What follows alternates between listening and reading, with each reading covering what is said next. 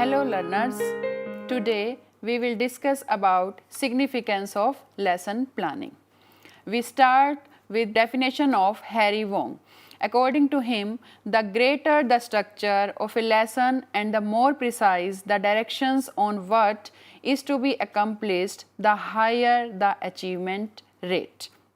According to Jean Tomer, he defines a teacher as is one who brings us tools and enables us to use them.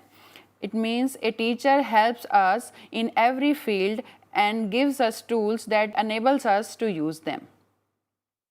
5 main things which a teacher can do for his or her students. First one is care. Second, set high expectations. Third one is create orderly, structured classroom. Fourth, earn respect, stay calm, exercise and self-control.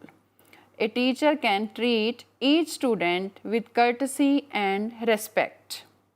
Now we discuss about what is a plan.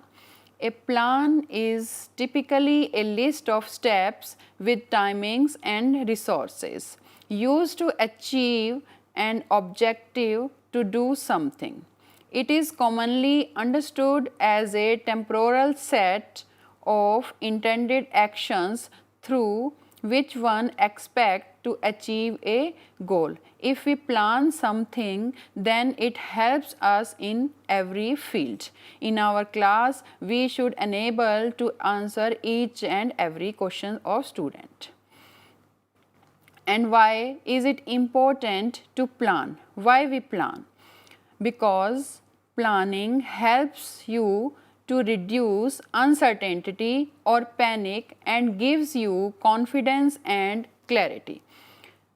Second one is it reminds you to prepare materials beforehand and makes it easier for you to organize the time and activity flow in the classes. It suggests professionalism and commitment. For students, evidence of a plan shows them the teacher has devoted time to thinking about the class. It means when a teacher delivers his lecture with planning, it shows that he has saved his time on evidence of a plans. It is a way to help gain the respect of your students.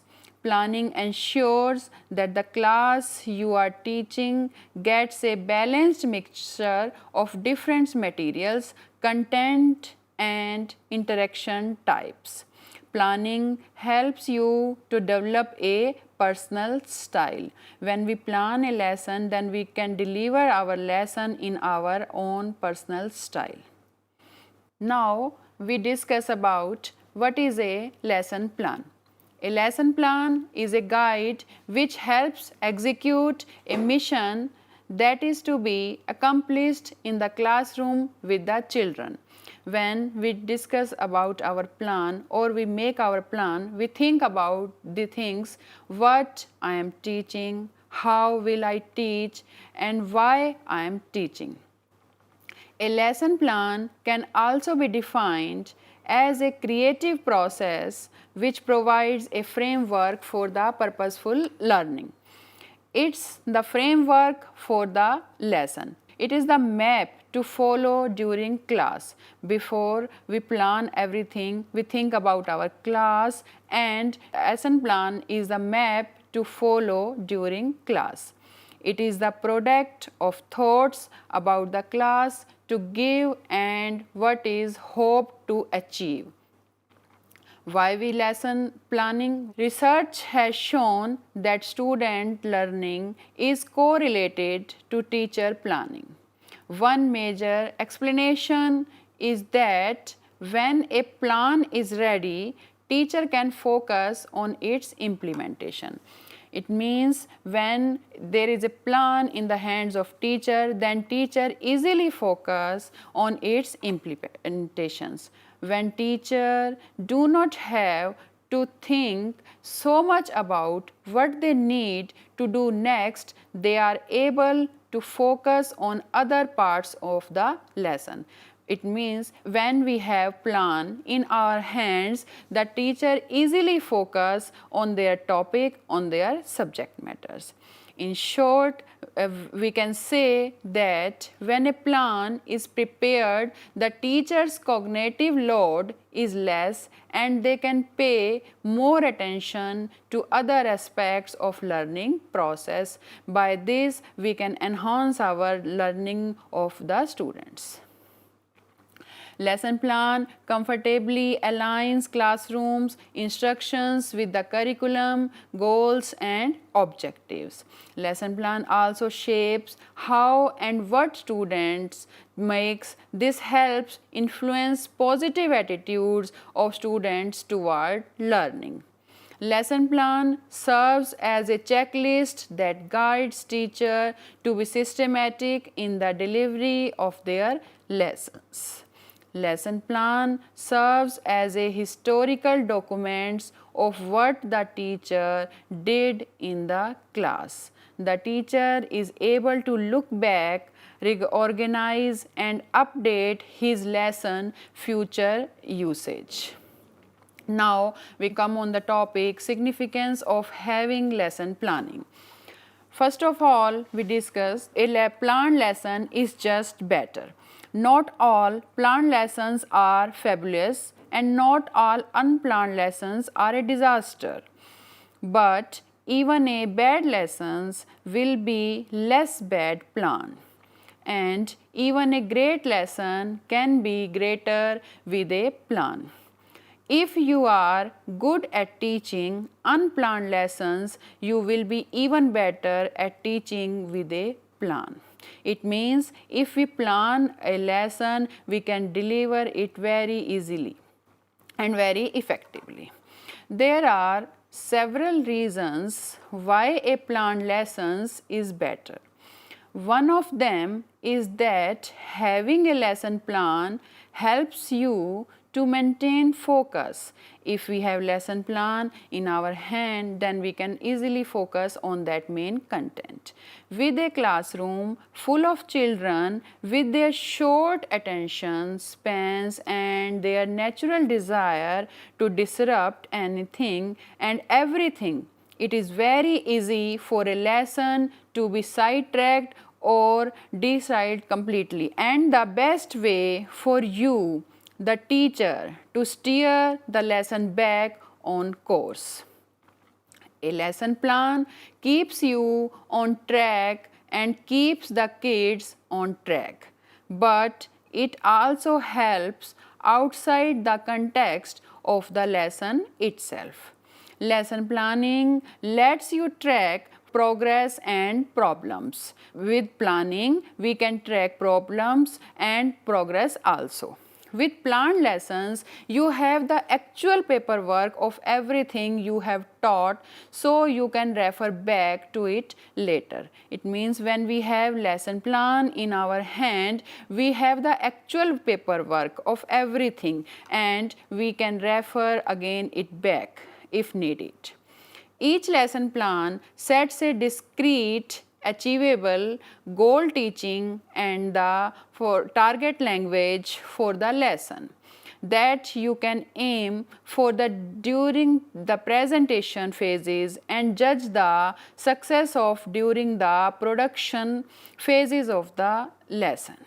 This fits in perfectly with the framework of creating discrete tasks, tracking accomplishment and celebrating small wins. Now we discuss about great teaching starts with great planning. If we have planned our lesson good, then it shows its effect in great teaching. What are the characteristics of a great lesson plan? We discuss about this. Firstly, it has clear instructions, explanation, timelines, expectations and assessments. Interactive, it is interactive, hands-on activities, because we have a plan in our hands and we can choose easily the topics on which interaction can be done. Engaging and fun, we can engage the students in their work and they also create fun. Allow students to feel a sense of shared exploration and discovery. Give student choices, we can give the students about their choices, about their needs, and they can do their work according to their needs and their interest. And good planning also helps us to keep on us track, keeps the teacher and students on track, achieves the objectives, helps teacher to avoid unpleasant surprises, provides the roadmap and visuals in a logical sequence, provides directions to a substitute, encourage reflections, refinements and improvement. Lesson plan also enhances students' achievement. If we do not have a plan in our hands of our lesson, then what are its significance? Poor planning, when our planning is not good. We will discuss about this. Frustration for the teacher and the students. It creates frustration on both the parts, for the teacher and also for the students. Aimless wandering, no connection to prior learnings, deorganizations, lack of needed materials, a waste of time, poor management. Now we discuss about instructional planning and strategies. What are our instructional plannings and strategies when we plan a lesson? When we start a lesson in the class, what we have planned about? These are plans are developed to provide students with meaningful learning experience. Second one is plans connect to relate learning opportunities. Teaching is a based instructional strategies that focus on best practice and research. Teaching is supported by strategies that foster interest and progress. General policies. What are general policies while making a lesson plan? Plans are a legal documents usually required weekly to the supervisor. Plan books, districts purchase self-made notebooks. And last one is must include in our policies, we must include stacks, bell ringers, objectives, procedures, needed material and closing. Now we discuss about how should I structure my lesson. When we are going to prepare a lesson plan, the steps mainly what we thinks or what we thinks that we keep in our mind. That is, the structure of a lesson plan will not be exactly the same every time you plan, but instead you will vary according to multiple factors, and these factors include the age and ability of the students, the time of the day, the duration of the class, the gender distribution in the class or group interest in the subject, where the lesson falls in the larger unit. Break assignments into small chunks. Hands-on manipulatives. Ask open-ended questions, make lesson relevant, allow students to develop own questions to research, integrate diverse teaching strategies, talk at appropriate level. Now we discuss about a good lesson plan includes. What are the main points which should be included in a good lesson plan? First one is text, second objective expected to student behavior. We set our objectives according to the behavior students. Warm up and introductions, procedures, materials. In material we should see about worksheets, films, text, etc. And mainly focus on presentation, how we present our lesson. Practice, application, closure, Evaluation. In evaluation, we should include test, assignment, teacher observation, etc. Let's begin how we should make our lesson plan. The format of a lesson plan should be go one step at a time. When we should make a lesson plan, we discuss step by step and we should go one step at a time. Have a picture of every step. It means in our mind we have a clear picture of every step. An effective lesson plan is a set of plans for building some things. It constructs the learning because a good lesson plan constructs learning. What are the objectives of lesson plan? What are we think in our mind when we plan a lesson? A description of what the students will be able to do at the end of the lesson. Provides alignments with district and state goals. Use behavioral verbs to describe the expected outcomes, that is action. Know, knows, appreciate, enjoy, love, etc. What are the materials in lesson plan? Plan, prepare, have a on hand. This is Murphy law. He says that plan, prepare and have on hand on everything. Envision your needs, list all resources, have enough alternatives when needed for groups or individuals. Pre-assessment, what we should do in our lesson planning for pre-assessment, we think about these things. What are the characteristics of the learners in the class? What do the students already know and understand? How do my students learn best? What modifications in instruction might I need to make? In warm-up and introduction, we should follow these things. Grab the attention of the students, provide the interest, motivation factor, set the tone for the lesson connected to the objective. That is a question, a story, a saying, an activity, a discussion starter. Be creative. What is the procedures and presentation of our lesson? Is it that set up a step-by-step plan, provide a quick review of previous learning, provide specific activities to assist students in developing the new knowledge, provide modeling of a new skill. A picture is worth 1,000 words. It means if we have teaching aids in our hands, we can explain the lesson with those things very effectively. And last one, I do, we do, you do. We can motivate our students with the saying that I do, we do, and you also can do it. Now, what is practice? Applying what is learned. It means what we have taught in our class, then it is very important to apply. Provide multiple learning activities. For this, we provide multiple learning activities for our students. Guided practice, teacher controlled, use a variety of questioning strategies to determine the level of understanding.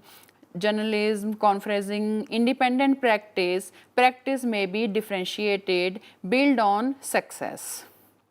Now, what are the learning activities which we can do in our classes? That is graphic organizers, creative play, peer presenting, performances, role playing, debates, game making, projects, cooperative groups, inquiry learning, direct instructions, differentiations, direct instructions. These are the learning activities we should impart in our class. And last step is closure. In closure, lesson wrap up. Leave students with an imprint of what the lesson covered. It means we should give questions to the students that what you have learned from all these lessons. Students summarize the major concepts, display internalized students' knowledge. Teacher recaps the main points. Teacher sets the stage for the next phase of learning. Lastly, we should do evaluation, and in this step we access the learner rubrics, teacher made test, in class or homework assignments, project to apply the learning in real life situations, recitations and summaries, performance assessments, use of rubrics, portfolios, journals, informal assessment. These are steps we can follow in our evaluation process. We should also set goals of students, and in these we should follow the following points. Goal are the all about high expectations. Keys to great goal settings are regular routine, mini goals, focus or small, immediate, action oriented. It means when we are setting our goals for students, they are also action oriented. Very specific actions, what, when, how. Level appropriate, it means goals are appropriate to the level of students. Followed by the reflections, students need to evaluate, leads to feeling of accomplishment and future goal setting. Now, what are the reflections of our lesson plan? What went well in the lesson? After delivering the lesson, we can think about on these points that are called reflections. What well went in the lesson? What problems did I experience? It means when I delivered my lesson, what are the problems did I experience? Are there things I could have done differently? How can I build on this lesson to make future lesson successful? Getting best out of lesson plan. After delivering our lesson, we can think on this point that getting best out of lesson plans. Think of a time when you enter a classroom without any plans. How do you feel? How would you like to feel if you need to run to make photocopies in the middle of the class? Let's now look at the 6 factors to make a best lesson plans. These are the main factors which we have to keep in our mind when we make a lesson plan. First one is ensure alignments across grades. Lesson planning should be done across grades to avoid omissions and unnecessary repetitions. If students have not been taught addition and subtraction from 20 to 100 in grade 1, they are not ready for addition and subtraction in the hundreds in grade 2. If students have been taught multiplication for 6th, 7th, 8th and 9th in grade 3, teachers should not be repeating the same multiplication table in grade 4.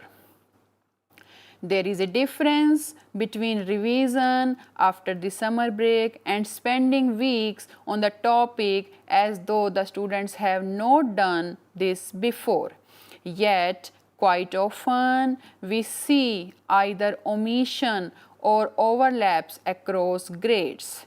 The end of the semester is the best time to have grades meetings to discuss what has been accomplished and what needs to be worked on. If students are struggling this year, the teacher needs to inform the teacher teaching the next grade of the gap. Discuss strategies for filling the gaps and ways to avoid them in the future. Second one is avoid teaching from cover to cover. While this might work for some cases, I find that some textbooks in the US usually include a lot more materials than is required. When it provides teachers with option, it can be confusing for some teachers when they need to decide on what to teach. Teacher teaching from textbook cover to cover sometimes find that they are able to accomplish their goals and need to rush through the last few topics. A lesson plan is important as it gives a sense of direction in relation to standards. Teachers know what is important and what is secondary. It is more important for the students to learn deeply with the understanding than to skim through many topics superficially. Third one is how to teach. While being clear about what topics to teach is important, knowing how to teach them is the key to success in the classroom. With the students in mind, the teacher should ask questions like, should we spend more time on concentrated manipulatives, use more worksheet for practice, or even would printing worksheet in color versus black and white make a difference? Fourth one is a good lesson plan makes a confident teacher. Many teachers teach the way they are taught as students, however, that might not be the best way. We need to constantly update ourselves with best practice that work and how to teach more effectively. For example, a teacher who has only learned how to and not to why when growing up will need to evaluate their own gap in knowledge when drawing out the lesson plans for the semester. This gives the teacher confidence when delivering the lesson in the classroom. A confident teacher inspires respect for the students, which in turn reduces disciplines and problems. Fifth one is lesson planning now saves time in future. Lesson plan serves as a useful basis for future planning. They can be used again in part or in whole for future classes. Lesson planning for subsequent years can be drawn from and modified from current planning. The extra efforts put in by first year teachers to plan and organize the entire year lesson plan and resources will go a long way for substitute years teaching the same level.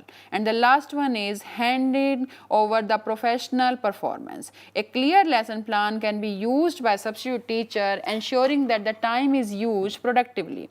When the main teacher is not around, it can also serve as a central document for handing over to the new teacher who are teaching the level for the first time.